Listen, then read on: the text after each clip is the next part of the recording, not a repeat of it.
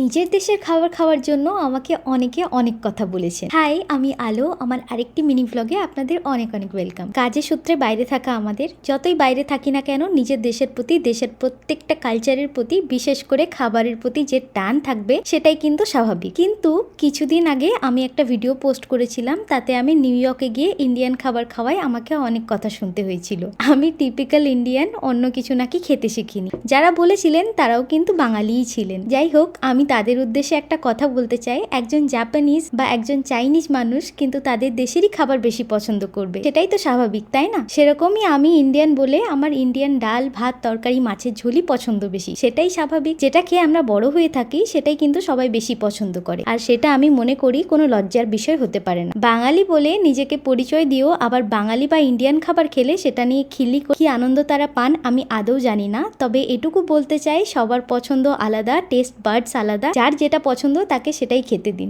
আর বাইরে যেহেতু থাকি, নানান ধরনের খাবার তো খেতেই হবে, যেখানে যেটা এভেলেবেল ওই আর ইন্ডিয়ান ছাড়া অন্য খাবার যে খায় না সেটাই ভাবলেন কিভাবে? এই যে ইন্ডিয়ান খাবার খুব বেশি পছন্দ হলেও বাকি খাবার যে একদমই খায় না সেটাও কিন্তু না। এই তো যেমন কালকে ওয়ালমার্টে গিয়ে এই স্যান্ডউইচটা খেলাম, দিব্যি খেতে তো। খাবার মানুষ নিজেকে শান্তি দেওয়ার জন্য আর খুশি করার জন্য খায়, অন্যজন কোনটাতে খুশি হবে তার জন্য না, নিশ্চয়ই।